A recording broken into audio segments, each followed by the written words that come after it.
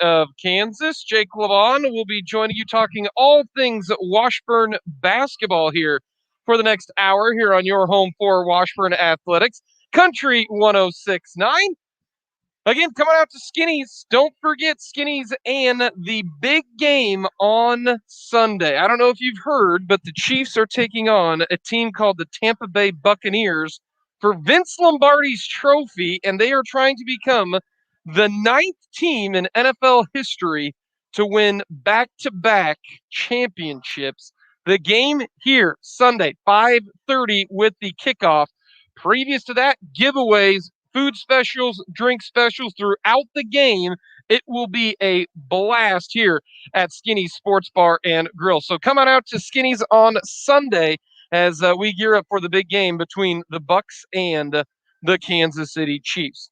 We will talk with head coach Ron McHenry of the Washburn women's basketball team, as Washburn will be in action against Rogers State on Thursday, tomorrow. 5:30, 7:30 tip-offs for the men and the women. Then Saturday, they take on Northeastern State. That will be a 1 and 3 o'clock tip-off here at Lee Arena. Yes, the friendly confines of Lee Arena, where the Washburn men are a perfect 5-0 here at Lee Arena. And everybody likes sleeping in their own bed. Everybody likes playing on their home gym, their home basketball rims. And so the Washburn Ichabods looking to stay near the top of the MIAA coming up on Thursday and Saturday. To talk all things Washburn men's basketball, we welcome in the head coach of the 11-3, top 20 ranked Washburn men's basketball team, Brett Ballard, joining us here at Skinny Sports Bar and Grill. So we've got 2 home games. You don't got to travel, and then you can wake up on Sunday. You can watch the film, break down all that you need to break down, because we know you spend copious amounts of time watching film. And then in the evening, you can watch Patrick Mahomes obliterate an old geriatric named Tom Brady.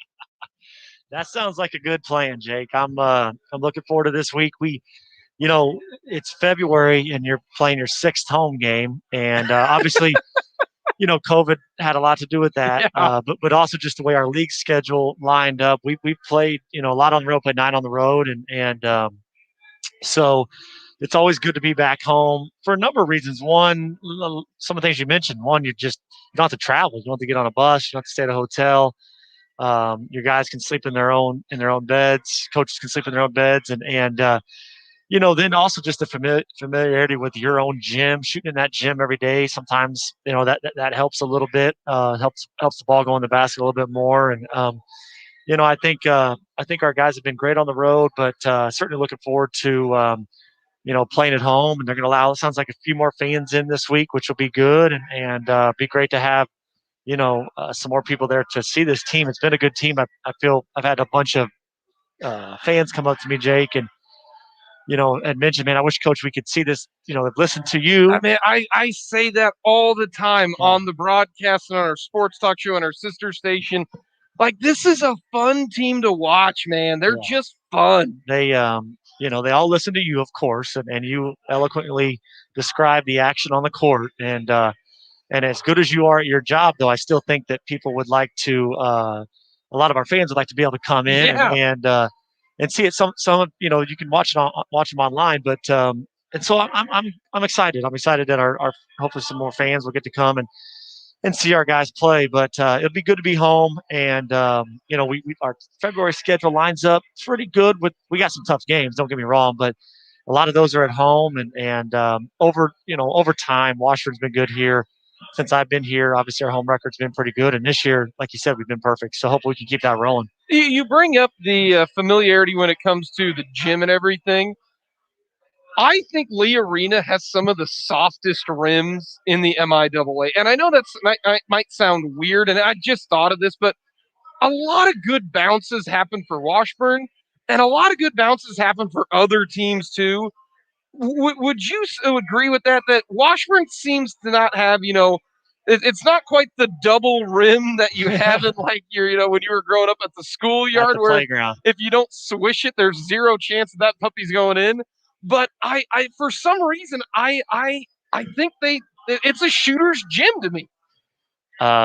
I would agree with that. I think we're certainly up there with some of the softer rims in the MIAA. I feel like I don't know the ranking of that, but I think that we're certainly I might have to come up with that. certainly towards the top. I feel like it's been also so we built a new indoor facility, indoor football and track, which is incredible. And what that has done, Jake, is now this winter's been awesome for us because track's not in there. Practicing baseball hasn't been in there. So like right now, normally, now today was nice, but if on those cold winter days, you'd have different teams on the sides, and so a lot of times the bleachers on the south end were always pushed back because they needed that space for other teams to practice throughout the day. And so a lot of times we wouldn't have those bleachers pulled out and that sight line that we would have for a game until our shoot around day of the game.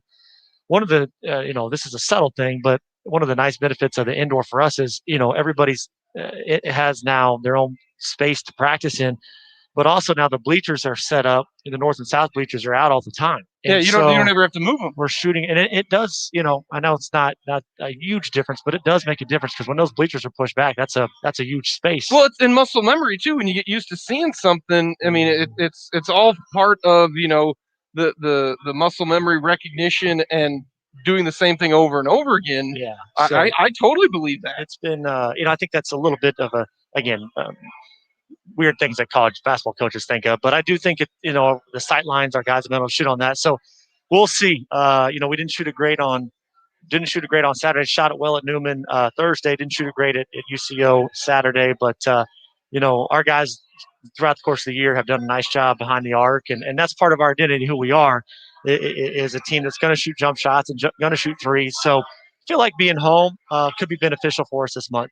We're talking with head coach Brett Ballard of the Washburn Ichabods. They are 11-3, second in the MIAA.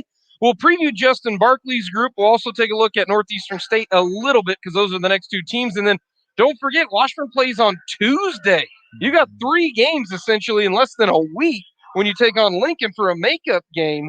And again, hopefully that's, knocking on wood, that's the only makeup game we got to deal with this year. But Washburn's going to be busy this week. Yeah, we're busy, and I'm sure we'll get into this. We're beat up, and so the timing is the timing. But for sure, it's we were supposed to play Lincoln right before Christmas, and they had a COVID issue, so they had to reschedule, and we've scheduled it to Tuesday because we don't have a game next Thursday. Yeah. So it made sense for them, made sense for us. Yep. But certainly 3 games in a short amount of time, going Thursday, Saturday, Tuesday, will be for sure a busy week. Well, the Washburn Ichabods went 1-1 last week. They took care of business against the Newman Jets, and the Ichabods against Newman took care of business 95-69, in which Washburn offensively, these numbers are ridiculous. Again, 63% shooting. That's what some people get on tests sometimes, and that's remarkable. 33 of 52, and then 54% from behind the arc. Again, a good shooting individual shoots 45% just on a one-off, just on them. You go 12 of 22, and you jumped out to a lead, 44-25, and it was honestly a fun game because Jalen Lewis goes for a career-high 26. You've got other guys who stepped up. Rathan Carter had another good game. Like, that offensively was a really, really impressive game against the Newman Jets. Yeah, I've been pleased offensively this year, Jake. I think that you look at us statistically in the MIAA, and we're at the top of a lot of the offensive categories: assists per game, 3-point field goal percentage. Going into the game against Central Oklahoma, you were number 1 in scoring offense. Points per game. And so, offensively, this has been a fun group to coach. Tyler Guyman sets a lot of that up. He's just so efficient and so skilled at getting the ball into the heart of the defense and then making the right play for guys. We've been able to spread the floor quite a bit with the amount of shooters that we've got. Obviously, Jace has been solid in there, but when we have Johnny Clausing healthy, he gives us a post presence around the rim. And so our balance has been good. I thought Thursday against Newman, we played very unselfish. The ball moved. We got some good looks, and that was a game you go on the road. And again, you never know how you're going to shoot when you go on the road, but guys stepped up, and we shot 22 threes. And I don't want to put a number on the amount of threes that we should shoot, but we shoot 22 threes and score 95, and I think that showed we were pretty balanced. Got to the foul line some, but also didn't just settle for those threes. Which on the flip side, I thought that's what we did a little bit Saturday, too much. But offensively, we played well, and it was good to see guys get going. Jalen Lewis had a big second half. Obviously, Levi's playing well. Rathan got us off to a good start. Rathan really got off to a great start the first 10 minutes of the game, then got in a little bit of foul trouble. But, he came out and kind of set the tone for us offensively and gave us some confidence. The Ichabod defense held Newman to 69%. In the second half, they gave up 44 points. And I know coaches realize, hey, you know what? I would like for it to be better. But when you hold a team to 25 and you're up by 30 points, sometimes the tendency is to lax a little bit. Plus, I know you're putting in different combinations of guys to see how that's going to work as well, substitution-wise. But especially in the first half, defensively, that was a almost as good as you can get on the defensive end that first half. Yeah, we were good. We were good in the first half. I thought the first 10, 12 minutes of the game we were terrific.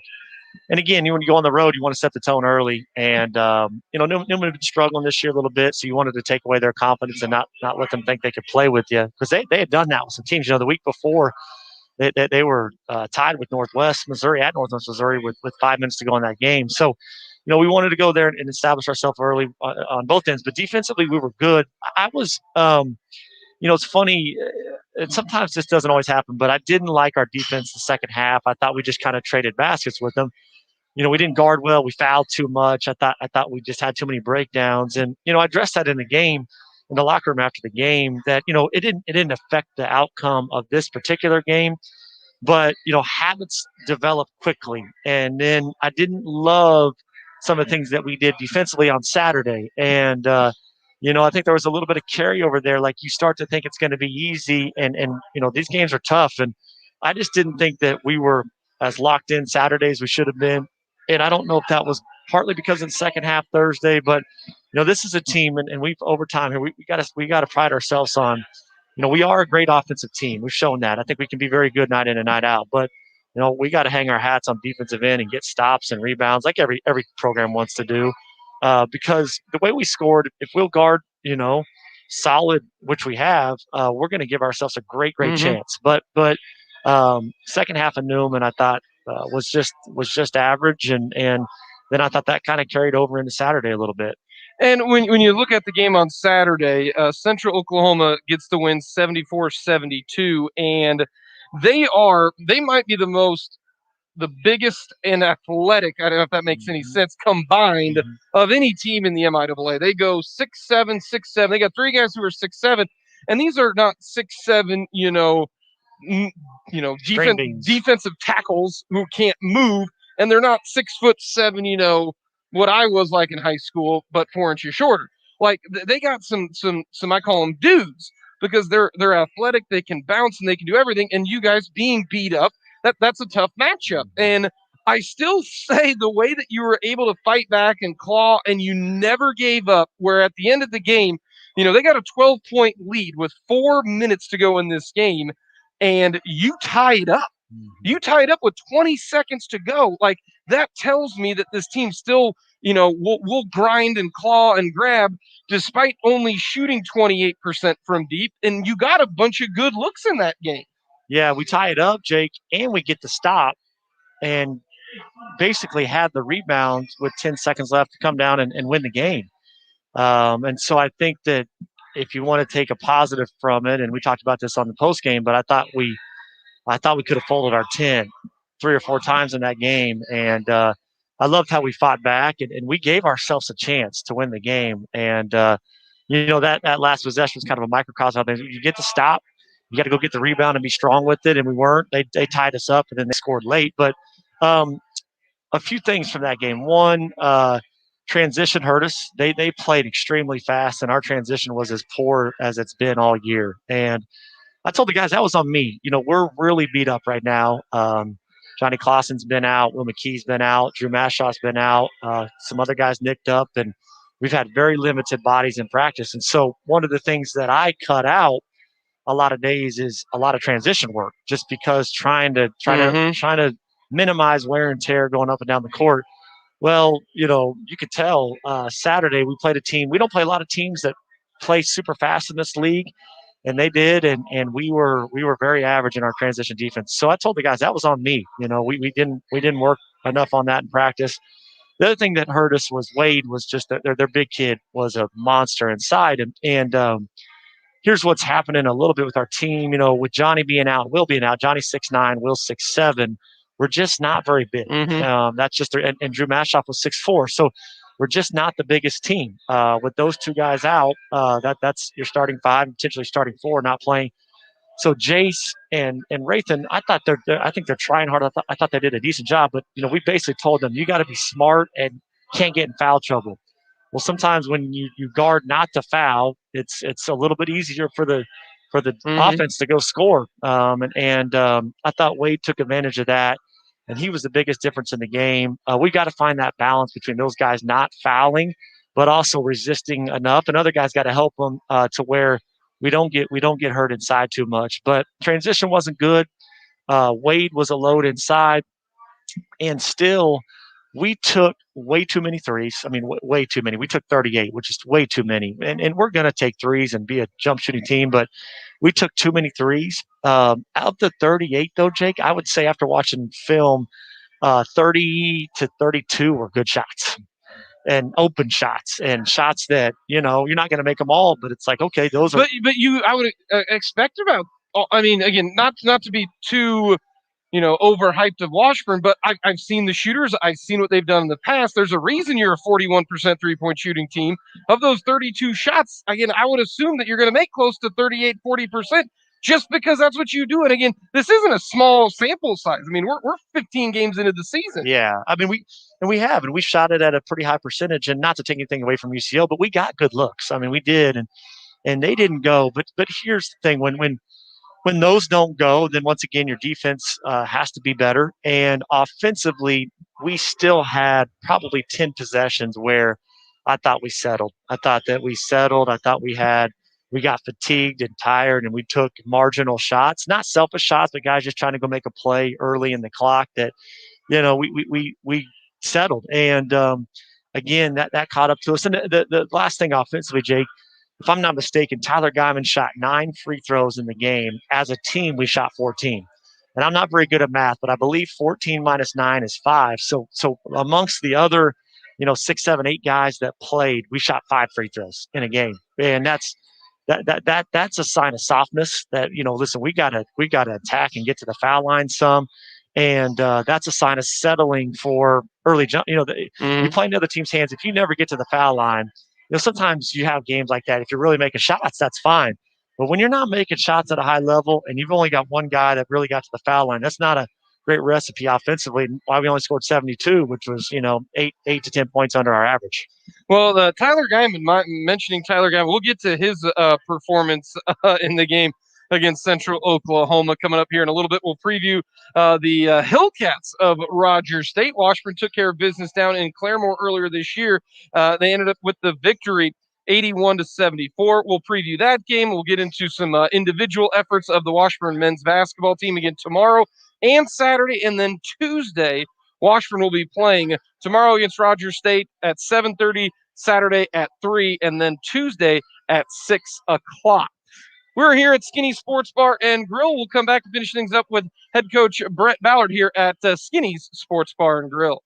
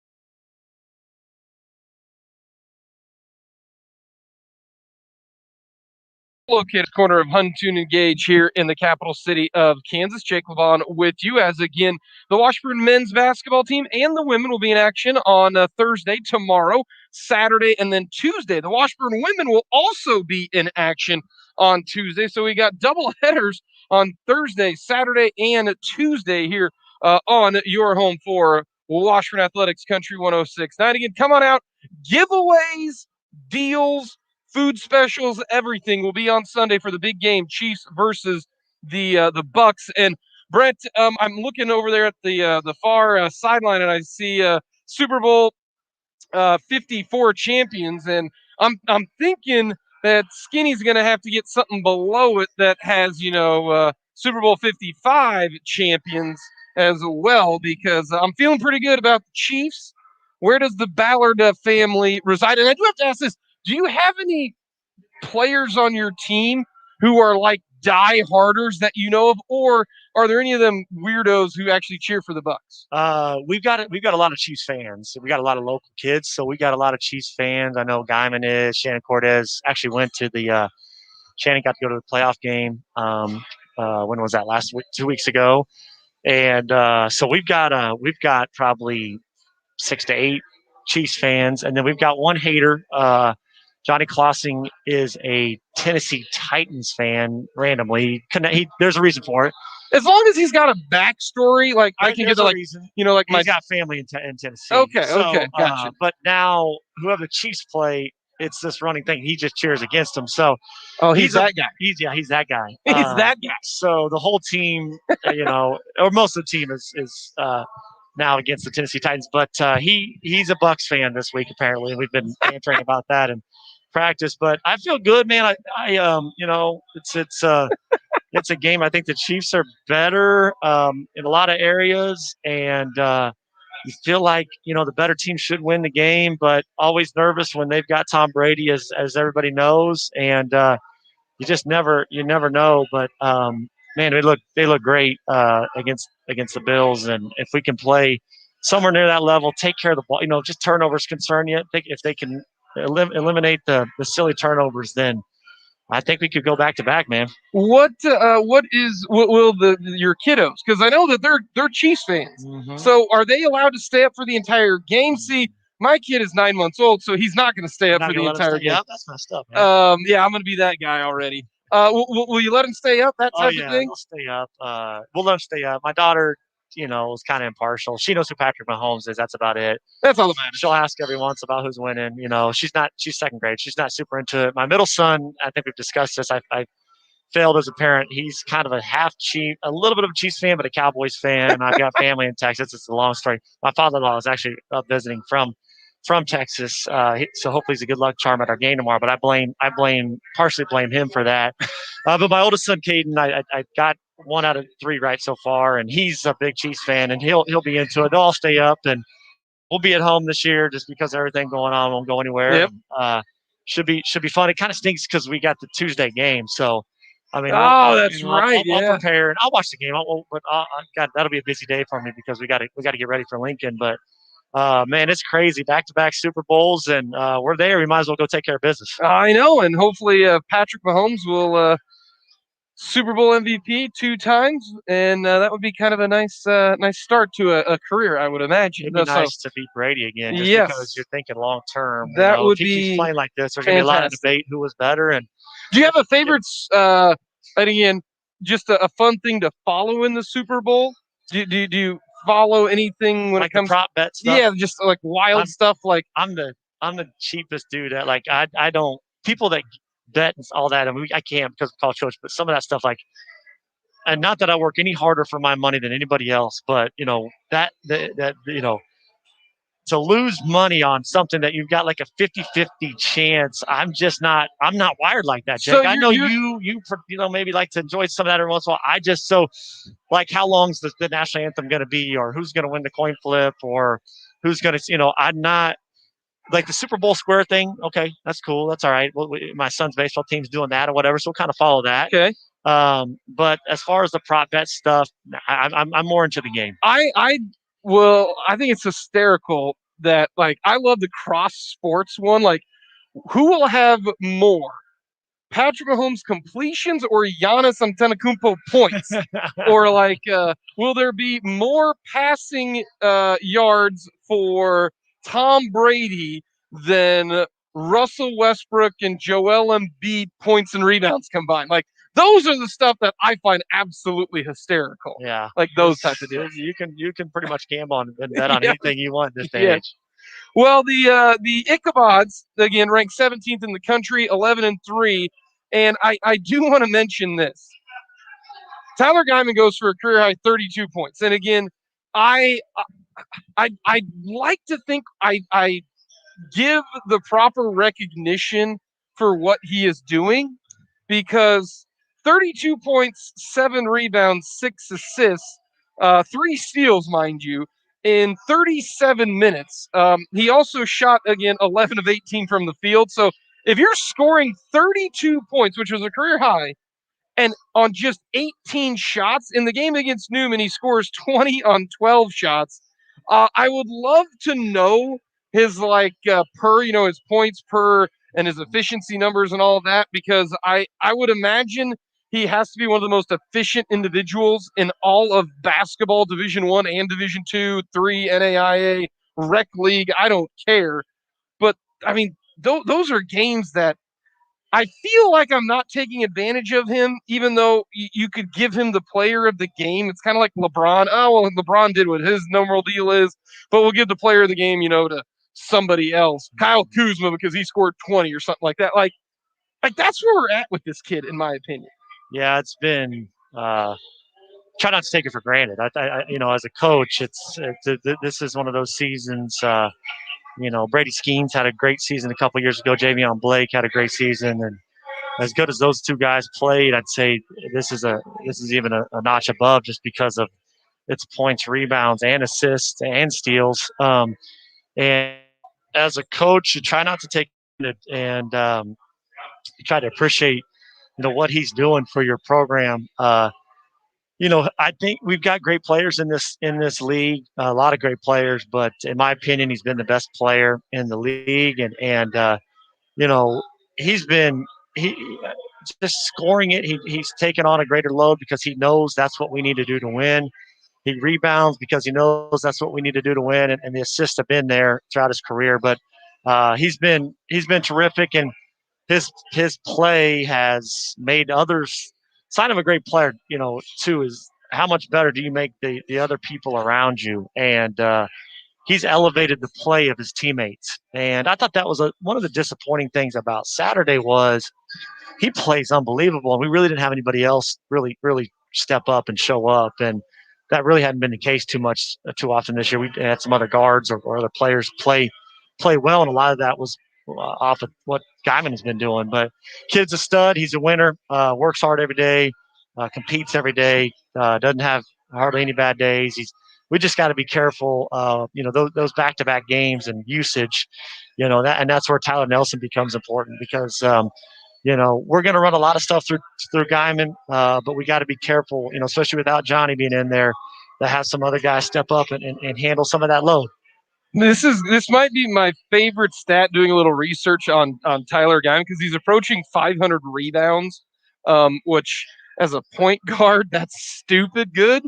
Where do you suppose he ranks in the all-time record books of defensive rebounding, according to Gene Castle, our Washburn's SID? We love Gene. Where do you think he ranks in terms of defensive rebounds? I have no idea, but I know he goes and gets a ton of them, and give other guys a little bit of credit for blocking their guys out. Usually the point guard doesn't but still, for a 6-foot guard to go get him, I'm going to say, is he in the top 15 right now? He is fifth. Fifth, wow. Fifth in Washburn history, and just more than likely here in the next, or I'm going to say maybe at the end of the year, because we got about 7 games left, he could end up maybe third already. He's 6 foot. He's a point guard, and he's going to pass Alex North, who is a great Washburn player. Great player, local kid. He's going to end up passing him for fourth all time. Like, the guys in front of him right now are Alex North, Ryan Murphy, Hall of Famer Stud. for Yep. Washburn. Murph was a stud. Ewan O'Geese, who might Stud. be one of the best Washburn players ever to grace the jersey. Stud. And then Brady Skeens. Stud. I coached Brady. I know Ewan, and I Like, know how that's good he was. crazy. I know Murph. Murph was about the same age as me, so we actually Murph lit me up in rec ball one time for about 40. Murph was an All-American on the court, an All-American after midnight in consuming adult beverages, from what I've heard from his teammates. He could put the ball in the hoop. He could put the ball in the hoop, and he could down an adult beverage. From Yes, what he I've could. heard, Murph was a stud on and off the court. So you talk about those guys. Well, okay, Murph is what, 6'9", 6'8", and Ewan was 6'9", 6'8", 6'10", whatever, and Brady was 6'9", and then you got this 6 foot white kid from Blue Valley that's going to be up there on that list. And again, you talk about a competitor. That's all that is, right? Like, it's 1-2. He knows it helps the team, and he just goes and gets them, and it certainly helps our team. Final thing I got before we let you go: you take on Rogers State tomorrow. This is a team that has a lot of good parts. The MIAA is tough, but what I've realized looking at the standings, you've got Northwest and you guys. And then, man, there's about 7 teams that just beat each other up. And this is one of those teams where they've beat Lincoln. Lincoln's third in the conference right now. It took you guys to the very, very brink down in Claremore. They've taken Northwest to the very, very brink. Like, this is a team that I know they're 6-8 record-wise, but they're a lot like UCO, where they got a lot of dudes in the middle of this conference to the upper top of it. Man, it's real thin when it comes to those wins. This Rogers team would win or have a chance to win a lot of other conferences around the country. They really would, and they've got a nice roster. Their schedule just out of the gate was brutal. They lost to Mo West in overtime. They lost to Northwest in a close game. They played us tough. They're big. They're physical. We are not big and physical right now with Johnny being out, Will McKee being out, and just with our lack of depth. So very, very dangerous team. We'll have to really scrap, and we're going to have to play well to beat them. They've got some good size, and we got to negate that with some defensive schemes, and then again, offensively get back on track, just playing how we play. I think that it'll be good to be back at home, but another good team, like you said, they're well coached, and have a lot of respect for them and their players. Best of luck tomorrow. Thanks, Jake. That is head coach Brett Ballard of the Washburn Ichabods. Again, coming out to Skinny Sports Bar and Grill again Monday through Friday, 11 to 2 at lunch. It is a cheeseburger and fries for just $5.49. You can't beat it. But again, coming up on Sunday for the big game, giveaways, lots of them. Great food, great drink specials here at Skinny's. Coming up next, though, we're going to talk with head coach Ron McHenry of the Washburn women's basketball team as you're listening to the Washburn Coaches Show live from Skinny's.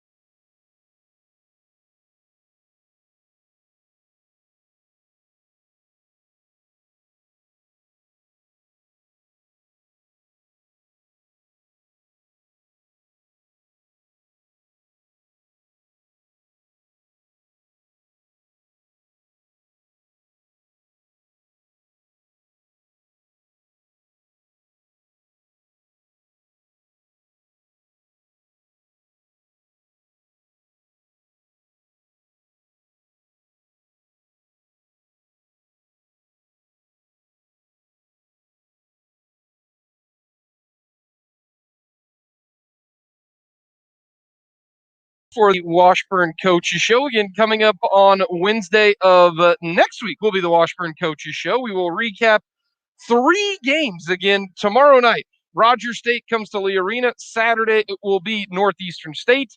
And then Tuesday, Washburn women will be taking on Northeastern State on the road. The Washburn men will be in action at Lee Arena against Lincoln. So I'm going to go all, I'm going to clone myself. So that way we can cover both at the same time. We will get it taken care of for the double header in 2 locations coming up on Tuesday. But right now, we're going to talk all things Washburn women's basketball with the head coach of the Washburn women's team, Ron McHenry, joining us here again at Skinny Sports Bar and Grill. Again, coming out for the big game Sunday, giveaways, food, drink specials, everything. And I got to ask, Ron, give me your score prediction. I have no idea. You have no idea. So, like 87-3? No, I'm not a betting. That's not true. I bet on the golf course, but I'm not a betting guy, so I just haven't looked at lines. Well, I don't need your betting lines. I just want to know who you think's going to win. You knew the betting line. You said points, what the score was going to be. Yeah, you can just be like, I think the Chiefs are going to win 34-32. That's just an estimated guess. I really haven't put much time into it, so I'd just be throwing numbers out there at you. I think the Chiefs will win. I think it'll be a really good game. You just hope both teams play clean and good. I hope not. I hope the Bucks are terrible. Yeah, I mean, if the Chiefs play clean and good, they can't get beat. I agree with that statement. So it's just a matter that Don't well, see, then what I want then is I want the Chiefs to play well, and then I want the Bucks to play bad, and they win like I want it to be like the 49ers Broncos, 55-10. You remember that game? That's a wing dinger. That's what I want. It's not going to be be because you're hating right now. No, both teams are really good. And with quarterback like Brady and Mahomes, they're both going to control the game, and very seldom do either one of them have bad games. I mean, it's just the way it works. Unless you put pressure on one of the other ones and kind of get them out of rhythm. But that's really it. I mean, that's all. That's I understand. I want the Chiefs to win by 100. But I think it's going to be a really close game. It's going to have to be played out, and the Chiefs, if they play anywhere close to what they can. Will you watch it? Oh yes. Come on, I'm a Chiefs fan. Huge Chiefs fan. I mean, even when they were bad, I don't watch a lot of NFL, but I watch the Chiefs every time. So I don't have a favorite NFL team besides the Chiefs, and I don't need to watch a ton of it. I just want to watch when the Chiefs play. Okay, what's your go-to snack? My wife's chili was really good last week. And I don't think they call it a snack, but it really was. It was good. No, chili. Now we're going to get into the conversation. Is soup a meal and all that kind of stuff? I'm kind of superstitious too because last year when they won it, we were over at my daughter Danny's house. So every game now since then, we were at Danny's house. So I think Danny was checking this week to see what I wanted for a snack. You can give me a couple of brewskis and a TV and a remote. And they've got the sound system up for the Chiefs fight songs over there. Okay. And, just throw me a little food and I'm good to go. Food's a part of it, but I really want to watch the game. I want to help you out here. You don't have to worry about, showing up at the same house all the time. You want to know why you don't have to worry about that? Why is that? Because we've got Patrick Levon Mahomes. Is that his middle name? His middle name is Levon, but you don't have to worry about that. Great for him. That's a good name. Cool name. Do you call him Pat or Patrick? We call him, when did it yes, his mother wants everybody to know it's Patrick. Okay, gotcha. Because I think it was a stretch. I call him QB Jesus. Some people call him MVP. Yeah. He plays at the golf course, I know. And MV Pat. And one of the guys I know there at the golf course met him one time, and after the round, and he said, "Mr. Whatever your name is, I won't tell you who it was. Good to meet you. Great playing today." And I think Mr. Not a name said, "You can call me by my first name, and I'll call you MVP." I can understand that. Yeah, that was pretty good. So that'll be a lot of fun coming up on Sunday. Do you know how many times an NFL team has repeated? I'm going to say twice. 9. 9. Wow. 9 times an NFL team has gone back to back. Wow, that's pretty good. Pretty good. 3 most recent: the Patriots 03-04. Yeah, I should have guessed that Tom probably did it at some point. Broncos in 98, 7-98. I don't know the Broncos. John Elway, Terrell Davis. I know who they are. That was a team that I didn't want to watch, Yeah. nor did I really want to watch them play the Chiefs, because Yeah. back then they were getting a piece of the Chiefs a Yep. lot. Yep. So And then the Cowboys in the early 90s with Jimmy J. America's team not very good. No, not right anymore. Not anymore. Team, though, that is pretty good right now, the Washburn women taking care of business against the Newman Jets. And that's the game I want to start with first, because the Washburn women defensively have been pretty impressive for the calendar year 2021. You hold Newman to 49 points. That was the fourth team that you've held to 49 points since the turn of the calendar season. Defensively, you've been pretty darn impressive. What's been the biggest key against that Newman team to really take care of business? They don't really score very fast, they don't really donkey the ball, but they run through some great sets, and they're not afraid to get you from side to side. And you have to be really patient, disciplined for 25 seconds. I doubt they got too many shots up inside of 25 seconds, and so. As a lot of energy. And they don't just stand outside and don't move around. They're always sitting on balls and rolling and weaving and screening with guards. I mean, there's probably in each one of their sets, there was probably 5 to 6 actions you had to handle in that 25 seconds and do that over and over again. You have to be very disciplined and understand that we got to work really hard on that end of the floor, because they're creating space, their pace of the game they want right there, and so that's just notorious for them. I don't call it donkeying, because they were actually trying to get some stuff off of. We were pretty good and didn't lit them at those, but they weren't afraid of going and running deep in the shot clock to get after it. So we had to be disciplined in that. We were at our place against them for about 35 minutes, and in the last 5 minutes we just let it blow away. So we remember that game. We understand what happened the last time, and we kind of played back and forth with them for a while. I thought we had a great run early in maybe the second quarter, the first quarter. We got an 8-point lead, and then we had some kids try things. They were running zone, and we were shooting the ball when we shouldn't have shot it. Stats are stats, and when you got a number, you don't shoot it well, it's just not going to come on a certain night. And when you get that lead of 8, especially in that game, you want to go ahead and build on that. If it's slowly build on it, not go try a bunch of things and just let the game come back again, because now you got to grind through that defensive end again and fight it back again. And we finally at halftime we got to 6, and I told him at halftime, I said, this is you're defeating yourself. You're playing great defense, and all of a sudden you're just going down playing some horrible quick offense. And then you're letting that lead go back. Now you got to grind it out again. And so we built on that lead at 6.5 and just really kind of exploded that third quarter, made some shots. But I thought we were more concentrated on getting the shot we wanted in that third quarter. When you look at the offensive effort, Nuria Barrientos had one of the 11 points, 13 boards, 7 assists, 1 steal, and 2 blocks. Boy, she really was active in that game. And she was active in the game against Central Oklahoma as well with 13 points. And she's really starting to play some really good basketball. Yeah, I mean, the one thing about Nuria is she's a really good player, and she can dominate some other areas of the floor that nobody really pays attention to, rebounding-wise.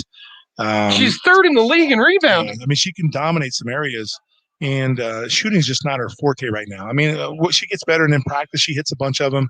It's just not something she can live with, live by. But she can do so many other things to change a game. And at Central Oklahoma, going back and I could feel it during the game, she just wasn't quite her aggressive self. Even though she gets those points, I mean, she can do so much more. And one of the things we'll really work with her on is to be defensively alert, because she's a long guard. And if she's ahead of the game, she can make steals and get down in transition, pick up easy pass that way. But she's just right now, just a slight way behind defensively, where a good player like her, I'm not saying she's a bad defender, but she could be a great defender. I mean, one that's stealing balls and putting pressure on a little guard. So she has so many things she can bring to the table, and she's still semi-scratching the surface of what she can really do. So we're just going to keep, talking to her about what we think she can really do well. So my dad used to tell me, do what you do well, and stay away from what you don't do well, and then keep working on what you don't do well and try to figure it out down the road. But you got to play to your strengths, stay away from your weaknesses. And that's a little bit where she is right now, but she has a lot of strengths, with the one weakness being that she doesn't shoot it well from the perimeter right now. The game against Newman, you had 7 players score 8 points or more, and nobody scored more than 11. That was a real balanced effort. Yeah, well, I mean, you could come to our practice. Well, people can't now because of COVID, and you could see that we run 5, 1-5, 2-5, 3-5. And on any given day, if 1-5 isn't ready to go, 2-5 will get a piece of them, and then 3-5 can get a piece of them at times, and 3-5 can get a piece of 2-5. So we have some players out there. We're still trying to get some of them offensively. I think they could play in this league to help us, but defensively, it's a fight. This league has gotten more physical, bigger guards, bigger physical people on the floor, and if you're not able to play against that, especially what we're hanging our hat on right now, defense and rebounding, that's a physical game. If you're not into that, then you're probably not going to come off the third group or the second group if you're not playing and score enough points to leave you on the floor. So we still got to get some kids. I still think that to understand that's why they're not playing. And I really think they could offensively for us, but defensively they're not. And so they got to challenge themselves over the next couple, 3 weeks to get themselves back in the rotation, and it really takes that. We're talking with head coach Ron McHenry of the Washburn women's basketball team here at Skinny's Sports Bar and Grill. Again, coming out Sunday. Skinny's got a little hopping today. They got parking lot's full. People are starting to come out. And the game on Sunday. Oh, yeah. Giveaways. There are going to be a lot of giveaways. I've been told plenty of things to win via raffle or via draw. Skinny's a giver. Skinny's a giver. He is a giver. Skinny is a great guy. Come on out and see Skinny. We will get a quick timeout. Coming up next, we'll talk about Central Oklahoma. I would be careful about some of Skinny's friends that might be here. I won't say names, but Skinny's a great guy, but he hangs around some really bad guys every once. And then that's tongue in cheek, folks. I didn't mean that seriously. He hangs out with Ron McHenry. I can tell you the names, but I won't do that. But it's fine. We will. We'll get to the Central Oklahoma game. What was going through Ron McHenry's head when the ball was in the air at midcourt? We'll get to that, plus a preview of Rogers State. That's all coming up here on the Washburn Coaches Show, live from Skinny's. Wendy's is dropping the hammer with 2 made-to-order breakfast sandwiches for just $4.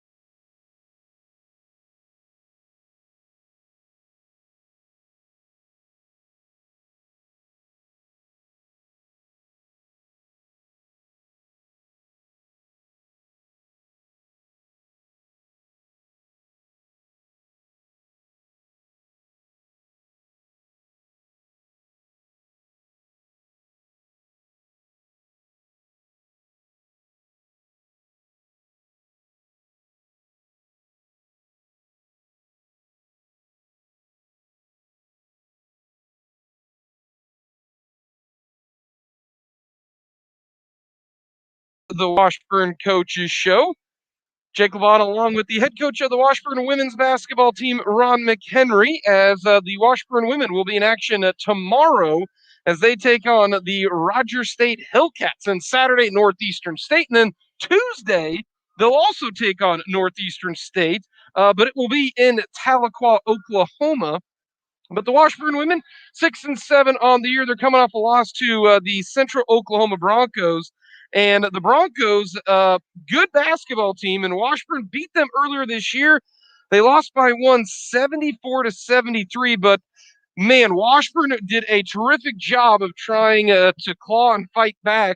Guy Hardiker did the whole up 3 foul, and Washburn almost made him burn it. Washburn's down 1. They make their 2 free throws to get it to within 1. There is 2 seconds left on the clock. They call timeout to magically move the basketball up the court. I absolutely hate that rule, by the way, Ron. I think that's a terrible rule. Yeah, I'll repeat that again. NBA has it. Yeah, that's great. I mean, the NBA is right. Anyways, they move it magically NBA has it. Go ahead. because of some odd reason you can move the basketball. I don't quite understand that. But Nuria steals the inbounds pass, dribbles twice, gets a half-court shot up. What's going through your mind? Because that looked good in the air, and I said, it looks good, and it hits off the back of the iron. It almost went in. Yeah, give our kids credit. The first time they ran, they pushed it ahead, or maybe 30 seconds or 20 seconds. I can't tell you the exact time it happened, but we allowed their big to come right to the ball and shoot free throws. And I said, no, we're flat denying them. Switch everything out, make them throw it over the top. And if they do, it is what it is. Then try to rake them down and foul them at that point, but we can't just let them come to it and foul it.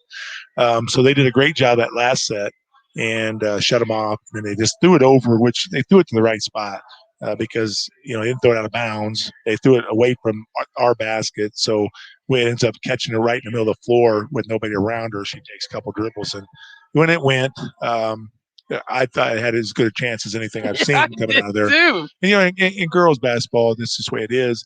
You don't have a lot of kids who can throw it from half court with any kind of shot. Nuria definitely can. And she got off the dribble and then really got it up there at the rim to give us a chance. And when it was flying, it was 50-50 because you never know how it's going to bounce around the rim, especially from that far away. But as I watched it fly, I said that's 50-50 at best. And a lot of times you'll see one come up there and go, no chance. So. We gave ourselves a chance down the stretch. It just didn't work. And, we had the bad thing about Citroco, we had other opportunities. We turned over 20 times and we shot the ball well for us and out rebound a big team. We had a hard time guarding their big down low. We stopped it for many of the game, and then they changed the entry spot to the where they were going to enter the ball to the post. They went more high. Our weak side people were afraid to dig in there. Because of a shooter, and we were just letting them lob it over top. We weren't very big down in there, which were just not very big. But for most of that, we held her to where we needed to. There was 3 possessions of that over the top, and then there was 3 possessions of threes we gave up when we were probably leading and went boom, boom, boom. Then there's 3 possession lob over the top.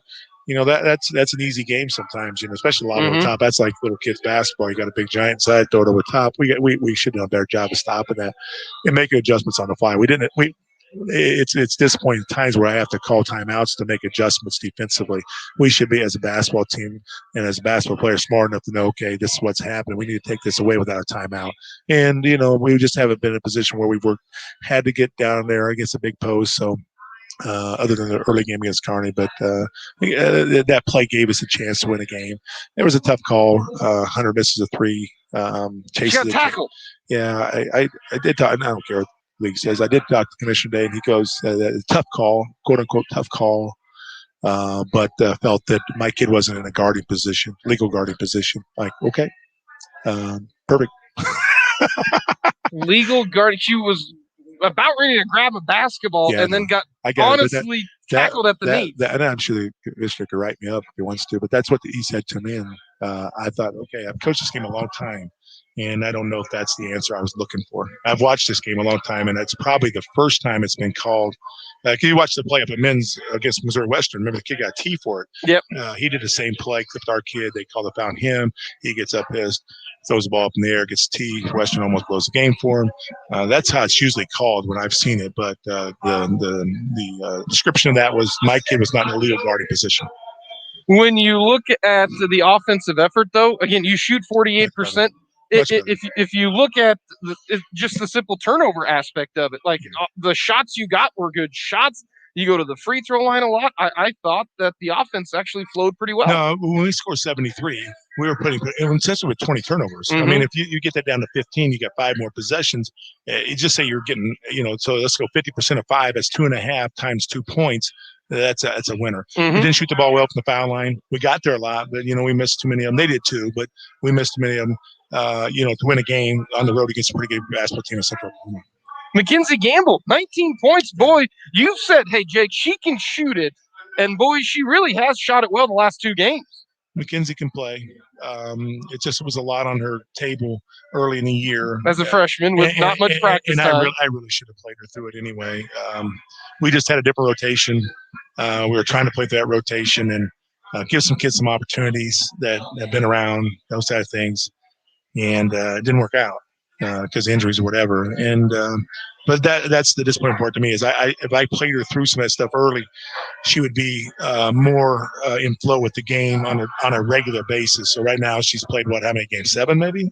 I believe 7 or 9. We got 13 games in. She missed the first 5, I'm sure.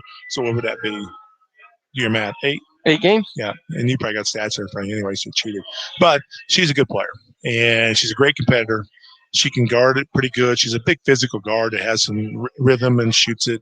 She'll only get better and better, and she's going to be a really good one. I mean, it really is. And you see moments of it at times, and so she's starting to get very comfortable with what we're doing and can play. Well, the Ichabod's taking on Rogers State, then you take on Northeastern State, then you take on Northeastern State. So a lot of basketball in this short amount of time. What's kind of the key against these teams? Rogers State is a team that last time we played them, their big kid that transferred from Memphis State. I think it's called Memphis now, not State on it. But so Memphis kid, about 6'3", big bodies. They try to work load into her. Whatever reason, she's no longer a team in the game. We go into that game. Mm-hmm. We're planning on her being there. I don't see her warm up. For some reason, she's not there and no longer there. So they were in kind of disarray at that point, trying to figure out what's a rotation, different style of game, because they were just trying to load it up to her inside. They have a really good point guard, one of the best in the league by far, who can really get downhill on you. And now what you see with them is a whole different chemistry, whole different mentality. They're using the point guard still, obviously, really well, but they've got some kids on the floor that can stroke it on the perimeter, and some big kids down low that are playing well. The first time we played them, they were a little slow down low. We were kind of catching where we wanted to and scoring on them. They've changed that up. They're starting a new group, and it looked completely different. And that's what I told the girls. I said, just forget other than the point guard, she's going to be the same kid out there. It's really hard to handle. But the rest of them are going to play their tails off, and they're going to compete after it, and they're playing a good brand of basketball right now. So we got to come out and play at a high level. It's a point now, Jake, too, where conference is online. We got to finish that top 8, and you'd like to finish high as you can in that thing and try to make the playoffs. So continue playing, and we're right there on the bubble. What we need to do, we need to finish the season right. And it starts the game tomorrow night against Rogers State. In Northeast, I don't know anything about them. I really don't. Somebody told me something today about one of their players. I heard that, but we'll pick that up on Friday. Our biggest goal right now is to play well tomorrow night and catch a win. We got fans coming back in. We got the band coming. More like game night, and it's so exciting for the girls, exciting for the fans. They haven't seen our kids play. Yep. Maybe if they have the TV channel, they can't see through your voice. I'm sure you do a great job of speaking and visualizing what's on the court, but it's hard to catch that. So first time someone will see us play, and we're ready to get out and play. Northeastern will take care of that once the game's over on Thursday night, and battle that one out as well. Best of luck. Thanks, Jake. That is head coach Ron McHenry of the Washburn women's basketball team. Again, tomorrow, 5:30, 7:30 tip-offs from Lee Arena. Saturday, 1 and 3. And then on Tuesday, it'll be 4 and 6. Again, a little doubleheader there. So, should be a lot of fun for the Washburn Ichabods. That will do it here from the Washburn Coach Show. I want to thank head coach Brett Ballard, also head coach Ron McHenry, Chris Huff back at Country 106.9 Studios. Saying so long from the Washburn Coaches Show here from Skinny's Sports Bar and Grill.